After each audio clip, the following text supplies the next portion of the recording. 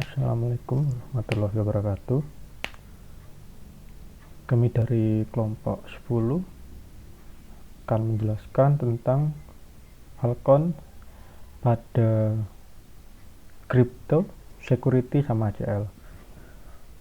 Untuk versi Falcon sendiri menggunakan versi Falcon 4. Saya Fandi Kunjoradianto, NRP 118, bersama Ahmad Syauki, NRP 93.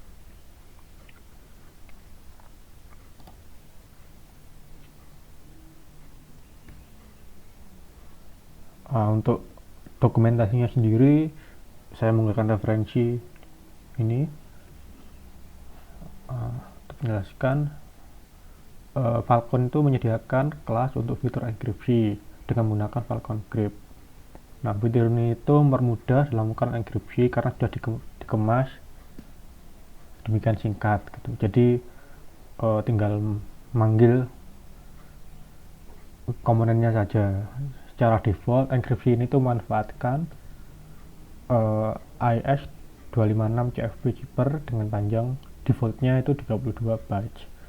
Kelas ini mengimplementasikan PHP OpenSSL library.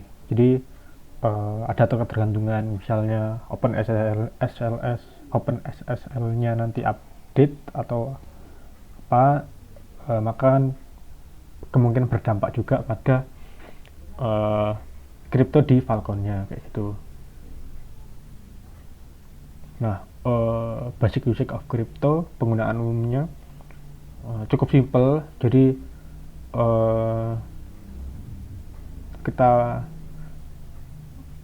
create new Falcon cryptonya, terus siapkan key sama tag yang pengen dienkripsi. Jadi misalnya ini key yang saya gunakan itu 12345, kemudian text-nya, this is the text that we want to encrypt. Nah, untuk apa,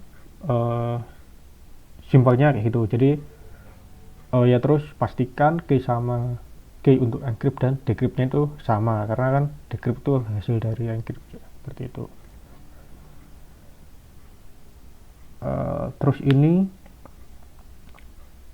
contoh penggunaannya encrypt. Nah, jadi ada dua contoh penggunaan. Nah, terdapat dua cara. Yang pertama itu dengan set key pada crypto atau dengan passing key sebagai parameter kedua ketika melakukan enkripsi. Jadi contohnya ini, jadi key-nya itu dipassing sebagai parameter atau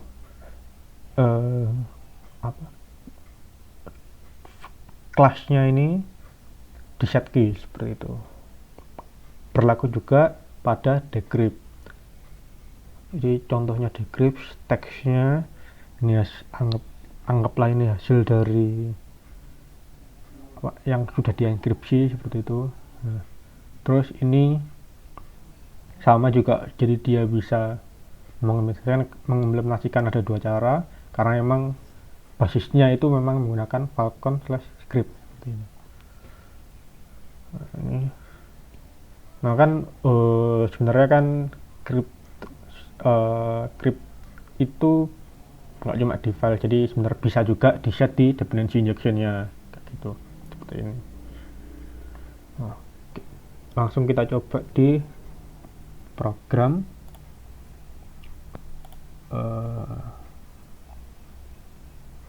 Bentar.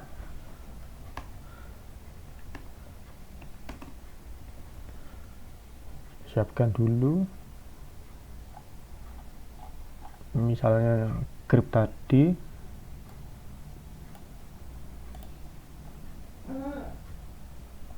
Kita punya key misalnya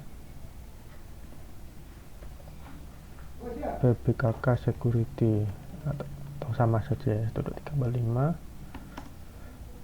Terus cryptnya itu dari cryptnya Falcon, otomatis teks yang digunakan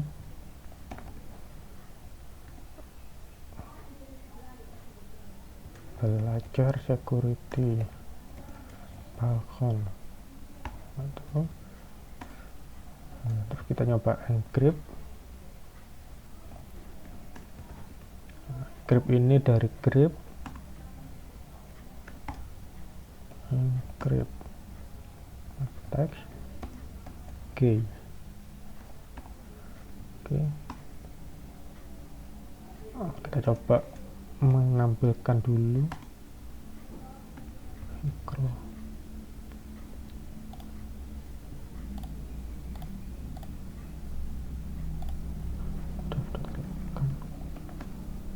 Nah, hasil dari encryptnya itu seperti ini.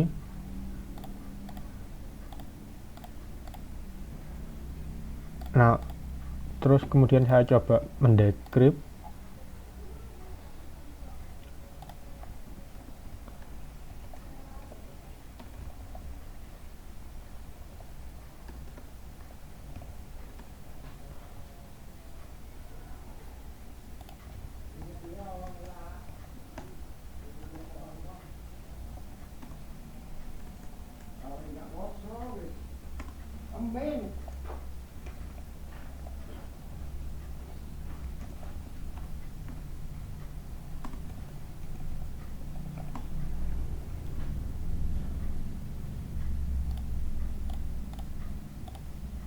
Nah, di ini key-nya, oh bentar.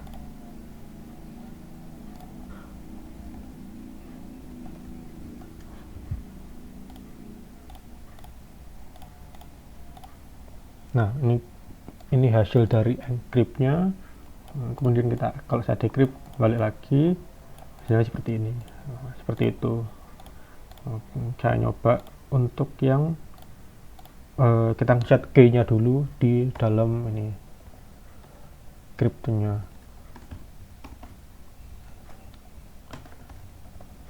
Set key. Nah, untuk encrypt ini, nah sebenarnya dia itu membaca key sebelumnya kayak gitu. Jadi karena key sebelumnya itu saya set ini, dia otomatis seperti itu. Kita lihat lagi. Nah, sama.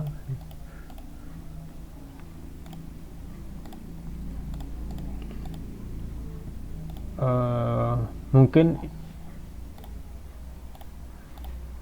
itu saja tentang crypt. Kemudian lanjut ke security.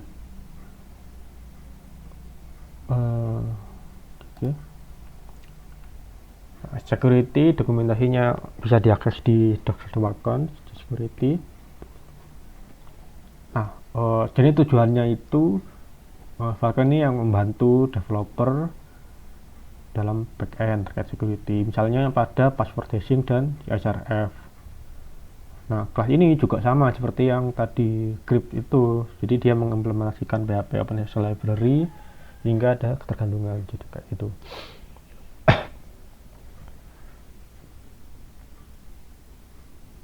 Nah, sebenarnya basisnya itu ketika menggunakan Falcon Security itu Falcon ini mengimplementasikan algoritma bcrypt gitu. Nah, cara penggunaannya, nah ini new security, jadi new Falcon Security. Terus untuk menghash ini misalnya kan biasanya gunakan di password kan. Nah, biar ini Falcon misalnya teksnya itu Falcon, kemudian di hash. Nah, untuk ngecek itu misalnya kita punya input yang lain, kayak misalnya inputnya password diambil dari hasil method post ya. Nah, kemudian kita tampilkan nanti dengan menggunakan check hash ini, dia nge-return apakah dia itu sama atau enggak gitu, di true atau false, seperti itu. Terus untuk menghindari brute force, jadi Falcon menyediakan CSRF protection. Nah, ini lanjutannya. Jadi ini kita taruh di view, jadi dengan cara ngasih input hidden ya, biar enggak ini. Terus input name-nya itu key dari tokennya, terus value itu token itu sendiri.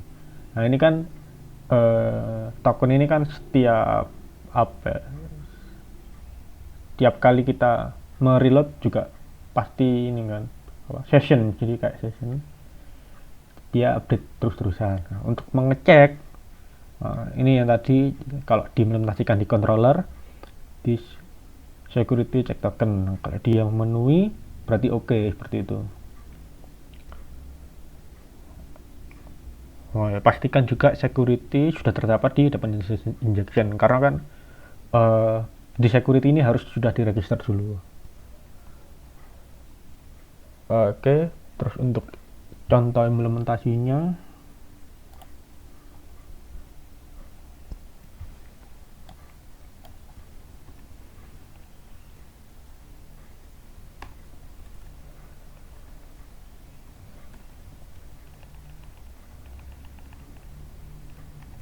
hapus dulu.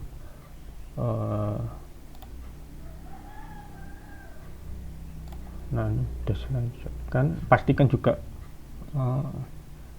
saya sudah melakukan di routing dulu, terus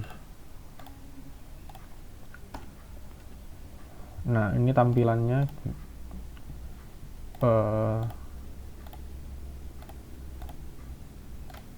nah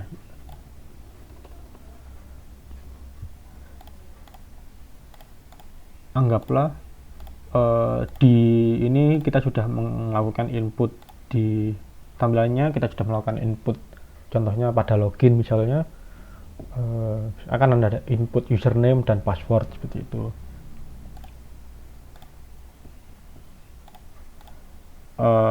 Jadi fitur yang tadi ini, jadi karena saya tidak menggunakan database, jadi nggak bisa menggabungkan untuk mengecek dari database seperti itu kan. Nah, ini misalnya saya siapkan dulu ini untuk postnya.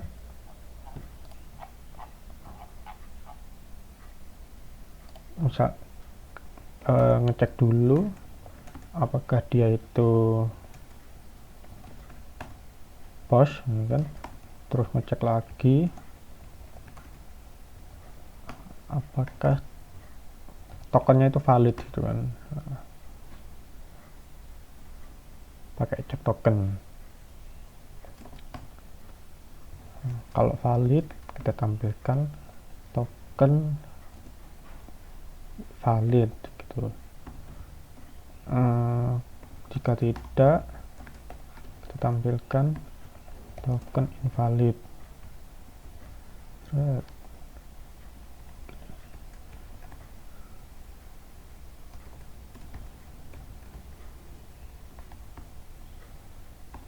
Oke.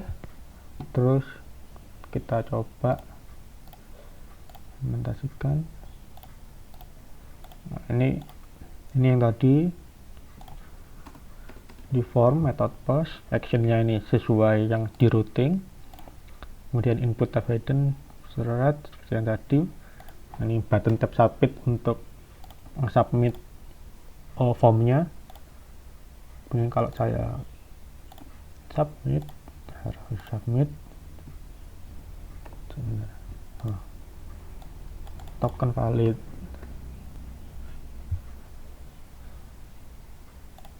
Misalnya anggaplah token kita nggak punya token gitu kan, kita hapus, misalnya input tokennya kita hapus, kita kembali ke input formnya, kita refresh, kita submit. Nah, token invalid. Nah ya, waduh, nggak perlu.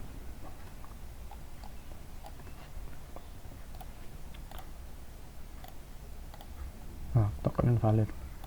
Nah, kalau kita kembalikan lagi, kan ini untuk apa istilahnya, biar nggak kena brute force itu kan. Nah, ini kan token valid. Kalau kita refresh, nah dia otomatis invalid lagi gitu kan, karena perlu generate lagi tokennya. Nah, ini kalau nah seperti itu. Oke, mungkin itu tentang CSRF. Selanjutnya dilanjutkan oleh show key pada ACL itu atau Access Control List. Selanjutnya kita akan membahas tentang Access Control List atau ACL. Jadi ACL ini memungkinkan aplikasi kita itu untuk mengontrol akses ke area dan objek yang mendasarinya dari permintaan. Singkatnya, ACL ini memiliki dua objek, yaitu objek yang membutuhkan akses dan objek yang perlu kita akses. Dalam dunia pemrograman, ini biasanya disebut sebagai roles dan components. Untuk mengaktifasi ACL itu sangat mudah. Kita menggunakan adaptor Falcon ACL adapter memori yang nantinya dia bisa untuk menyimpan role sama komponennya. Nah, satu-satunya adaptor yang tersedia saat ini itu adalah Falcon ACL adapter memori. Nah, kita langsung lihat bagaimana isi dari adapter tersebut. Nah, di sini di kelas controller saya, di sini saya menggunakan session untuk ACL-nya biar bisa diakses oleh semuanya. Jadi ACL itu bisa diterapkan ke seluruhnya. Bisa juga kalau kalian ingin menggunakan ACL-nya terpisah dari session, itu kalian bisa atur di konfigurasinya di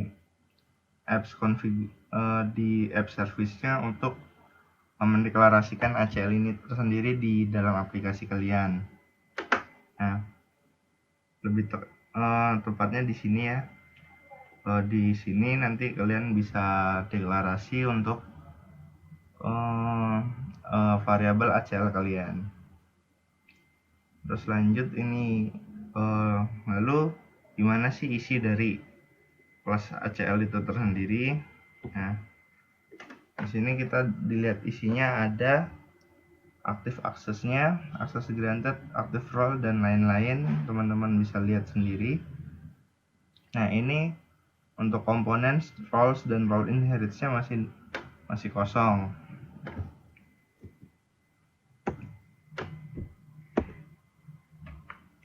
Lalu bagaimana sih cara menambah roles ke ACL? Nah, untuk menambahkan roles di ACL itu ada dua cara.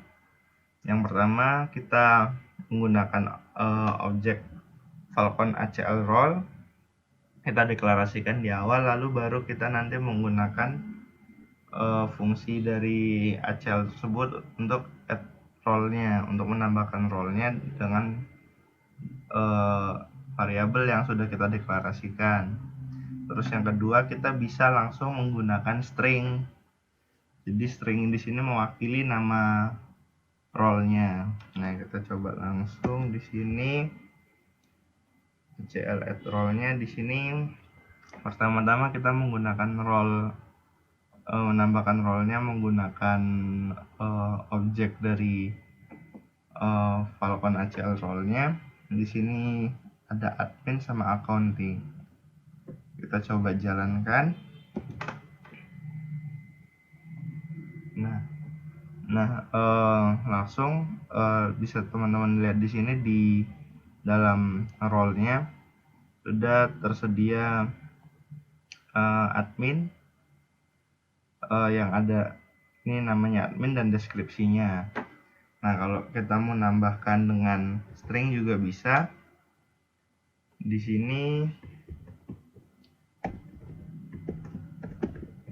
kita buat, ini belum diganti session ACL. Kita ganti, ini kita gunakan sama kayak yang tadi. Udah, kita langsung jalankan saja add role. Nah, di sini langsung terlihat ini manajer sama guest-nya langsung tertambah di role-nya sebelah sini. Terus kita lanjutkan lagi. Nah, untuk menambahkan komponen di ACL ini mirip seperti menambahkan role. Bisa melakukan deklarasi di awal dengan objek Falcon Agile komponen atau menggunakan string. Nah, untuk nama perannya. Jadi bisa kita langsung lihat di sini untuk add komponennya. Nah, pertama kita coba menggunakan objek dari Falcon Agile komponen. Di sini kita membuat komponen admin sama reports. Actionnya ada dashboard, user untuk adminnya, terus untuk reportsnya ada list sama add. Kita coba untuk yang cara pertama.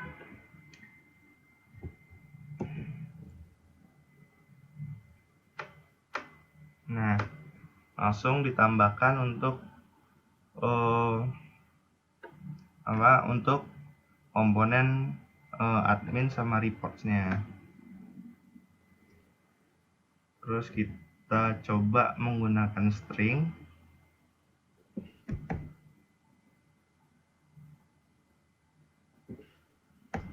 Kita ganti biar bisa terlihat bedanya. Misalnya ini admin 2 saja, ini reports 2. Nah, kita coba tambahkan komponennya.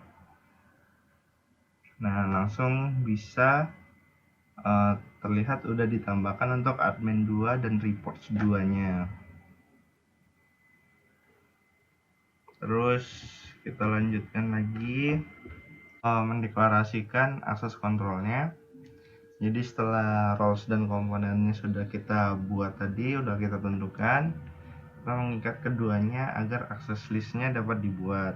Nah, untuk mengikat keduanya bersama kita menggunakan metode allow dan deny. Ini sudah langsung dari adapter yang kita gunakan tadi di ACL memori. Nah, untuk parameternya sendiri yaitu ada nama role-nya, terus nama komponen sama komponen action yang ada dalam komponennya yang sudah kita deklarasikan juga tadi. Nah, kita langsung coba aja di define controllernya. Di sini saya menambahkan komponen lagi session. Terus di sini kita allow role admin untuk mengakses komponen admin di bagian dashboardnya, di action dashboardnya. Terus manager di komponen reports, terus di actionnya list dan add. Terus di sini juga ada wildcard. Jadi kita untuk semua role kita memberikan akses ke komponen session ke semua actionnya. Nah, terus di sini kita mendeny guest untuk mengakses komponen admin di bagian dashboardnya. Terus kita juga ke reports, ke listnya. Langsung aja kita coba. Di sini define. Nah, jadi bisa dilihat di sini untuk aksesnya, untuk peran admin ke admin ke action dashboardnya itu diberikan akses di sini integer 1. Nah, yang tadi yang false yang kita deny, di sini ada guestnya admin ke dashboard dilarang. Jadi nanti untuk role guest dia tidak bisa mengakses komponen admin di bagian action dashboardnya. Dan juga tadi kalau kita ingat tadi kita juga sudah action defaultnya kita deny semua untuk segala role ya untuk di awalnya. Terus kita lanjutkan kita ke roles inheritance. Jadi untuk menghilangkan duplikasi dan meningkatkan efisiensi dalam aplikasi kita, ACL ini menawarkan role inheritance. Jadi ini berarti kita dapat mendefinisikan satu role di Falcon ACL sebagai basis dan setelah itu mewarisi dari itu, menawarkan akses ke superset atau subset komponen. Nah, ada dua cara untuk mendeklarasikan role inheritance. Yang pertama adalah kita melakukan pendeklarasian di awal, yang kedua adalah untuk mendeklarasikannya di akhir. Nah, gimana caranya? Jadi yang di sebelah kiri ini adalah yang kita deklarasikan di awal. Jadi saat penambahan role kita langsung taruh inheritance ini di sini dari role accounting merupakan inheritance dari role guest. Nah, di sini juga yang manager merupakan inheritance dari accounting. Nah, ini yang pertama. Yang kedua, kita deklarasikan dulu kita tambahkan dulu semua role-nya, baru nanti kita menambahkan inheritance-nya di akhir. Jadi kita menambahkan inherit dari manager. Manager merupakan inheritance dari accounting. Nah, kayak gitu. Kita coba aja. Jadi di sini saya coba untuk mengulang lagi nantinya untuk menambahkan role. Sini ada role manager, accounting department, dan guest. Jadi nanti kita menambahkan role guest, terus kita menambahkan role accounting yang merupakan inheritance dari guest, terus kita juga dari manager untuk sebagai inheritance dari accounting. Nah, kita coba aja langsung. Di sini kita reset dulu untuk ACL-nya, kita coba untuk roles inheritance-nya. Jadi seperti ini. Jadi terlihat di sini. Jadi accounting department ini merupakan inheritance dari guest dan manager merupakan inheritance dari accounting department. Nah, kita coba untuk cara keduanya. Kita yang menambahkan role-nya dulu, baru mendeklarasikan inheritance-nya. Nah, kita coba reset dulu ACL-nya.